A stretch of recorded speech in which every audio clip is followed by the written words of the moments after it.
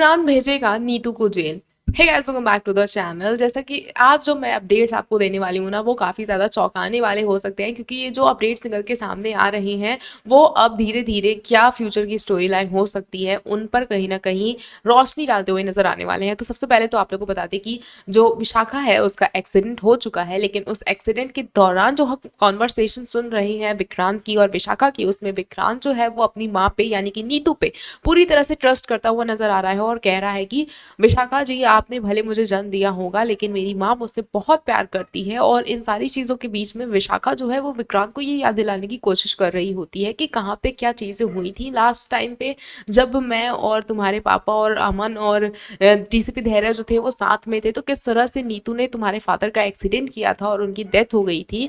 वो उन सारी चीज़ों को रिक्रिएट करने की कोशिश कर रही होती है कि उतने में ही एक गाड़ी आती है ऐश्वर्या राय सिंह, जिसमें बैठी होती है नीतू के गेटअप में, और वो विशाखा को उड़ा के चली जाती हैं। अब ऐसे में सबको लग रहा था कि विशाखा की डेथ हो गई है, लेकिन नहीं, ऐसा नहीं है। विशाखा की डेथ नहीं हुई है, विशाखा जिंदा है। और अब जो चीज़ें होने वाली हैं आगे वो काफ़ी ज़्यादा खतरनाक होने वाली हैं, क्योंकि विक्रांत ने तो ये देख लिया है कि भाई नीतू जैसा, ऑब्वियसली नीतू ही बैठ के गई है और नीतू ने उसका एक्सीडेंट किया है, ये हमें शो में दिखाया जाएगा। और अब विक्रांत विशाखा को लेकर इतना परेशान हो जाता है कि उनके ऊपर जानलेवा हमला किया गया है। नीतू बच जाएगी, उसको एक दो स्टिचेस लगेंगे और वो सेव हो जाएगी, लेकिन उसके बाद विक्रांत अपनी ही माँ को जेल भेजता हुआ भी नजर आने वाला है। जल्द ही शो में हम देखेंगे कि नीतू जो है वो जेल चली जाएंगी, वो भी अटेम्प्ट टू मर्डर के केस में। और ये कोई छोटा मोटा केस नहीं होने वाला है, ना ही उन्हें बेल मिलने वाली है, और वो जेल में ही रहेंगी। और इस चीज़ का उन्हें काफ़ी ज़्यादा सदमा भी लगने वाला है। सदमा तो उन्हें पहले भी लग गया था जब विक्रांत घर छोड़ के गया था शादी के मंडप से, और उस वक्त वो खुद को फांसी लगाने की कोशिश कर रही होती हैं। उन्हें बहुत ही मुश्किल से रोनी जो है वो कन्विंस करके उतारता है, एंड बहुत ही मुश्किल से उसको बोला जाता है कि भाई खुद को संभालो। लेकिन अब जब विक्रांत उन्हें जेल भेजेगा, वो खुद को नहीं संभाल पाएंगी, एंड एट दैट टाइम ही हम देखेंगे चीज़ों को कि किस तरह से जो विक्रांत है वो विशाखा की तरफ 100% उसकी तरफ हो जाता है, पूरी उसकी साइड हो जाता है। क्योंकि जब तक कि एक्सीडेंट नहीं हुआ हुआ था उस वक्त तक तो विक्रांत कह रहा था कि ठीक है, whatever happened in the past, लेकिन मिस मन्नत और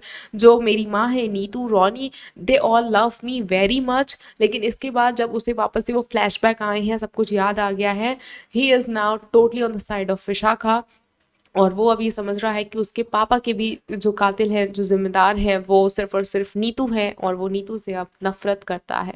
एंड इस मोमेंट पे हम ये भी देखते हुए नजर आने वाले हैं कि जो पोजीशन एक्चुअल में नीतू होल्ड करती थी सलूजा मेंशन में, अब वो ऑफिशियली विशाखा के हाथ में आने वाली है। और ये सब विक्रांत खुद करता हुआ नजर आएगा, सब कुछ कहीं ना कहीं वो जल्द ही विशाखा के नाम करने वाला है पूरा सलूजा मेंशन पे, जिस तरह से विशाखा चाहती थी। विशाखा का ही राज होने वाला है, और यही हमें ट्रैक अब आगे कंटिन्यू होकर लीप के बाद देखने को मिलने वाला है कि नीतू शायद जेल में रहेंगी ही रहेंगी, और जो विशाखा है वो अब ऑब्वियसली मेंशन की मालिक बन जाएंगी, विक्रांत अकेले हो जाएंगे, मन्नत उन्हें छोड़ के चली जाएंगी। ये सारी चीज़ें हमें शो में देखने को मिलने वाली हैं। इन सारे अपडेट्स पे आपका क्या कुछ कहना है हमें कमेंट सेक्शन में ज़रूर बताएं। ऐसे ही अपडेट्स के लिए जुड़े रहें हमारे चैनल के साथ, देखते रहें फिल्मी लाइफ।